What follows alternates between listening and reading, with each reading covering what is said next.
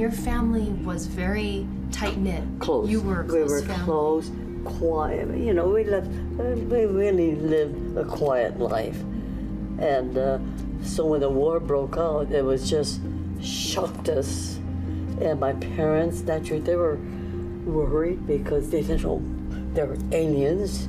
So they would probably be shipped to Japan. But my mother always said, once you live in America, you don't want to live anyplace else.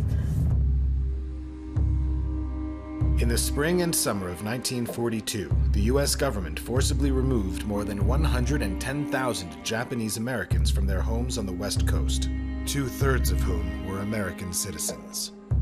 They were confined in a series of camps, with most eventually residing in 10 concentration camps managed by the War Relocation Authority. The U.S. government imposed policies that limited Japanese Americans' use of cameras, while simultaneously utilizing photography for purposes of propaganda. The memories of confinement survive today in photos, objects, and spaces, and are stewarded by those who must grapple with the complexity of curating records of the past for future generations.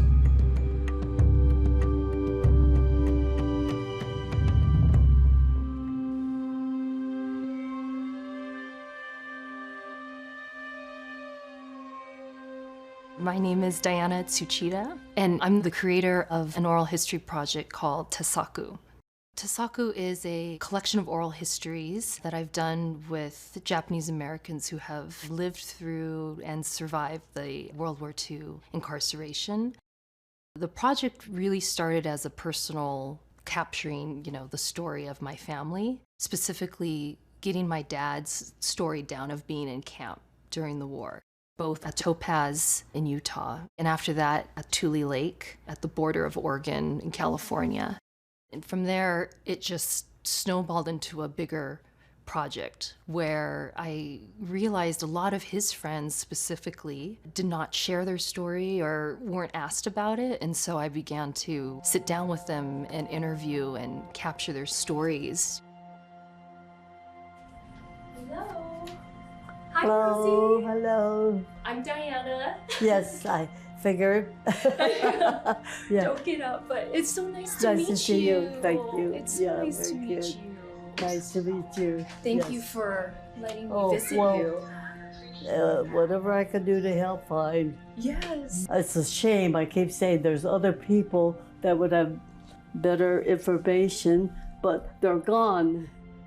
The Nisei generation is the one that has the last immediate context and experience with the incarceration.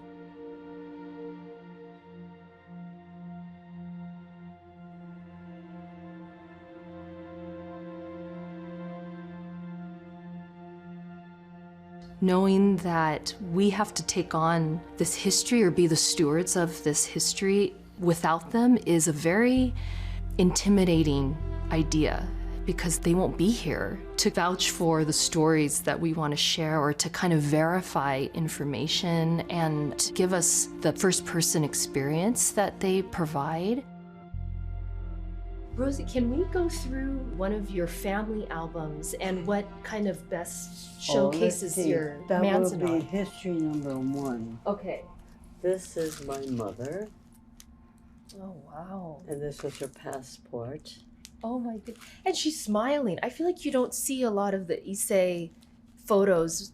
They smile, Yeah, but as Wayne says, what else can you do when they say smile? So you smile. They say everyone looks so happy. I said, well, when you take a picture, they say smile. Right. The Nisei is this treasured group that we're really going to miss. And so those moments with Rosie, I'm aware when I'm speaking with her that I may not see her again, and I won't meet a lot of other 96-year-olds and 97-year-olds. These are going to be the last years that we have them. So that time with them I always know is precious and, don't take it for granted. I always knew that this history was present and that something really tragic had kind of shifted the trajectory of my family's life, and specifically my grandparents. My dad actually is the only link I have to knowing what my grandparents might have went through, because they were both gone by the time I was old enough to ask those questions. I found this album in sort of a shoebox full of photos from my grandmother, and so I put it together kind of to represent their pre-war and post-war life as best as I could. These photos are really like the only connection I have now to my grandparents and the people they were in this era.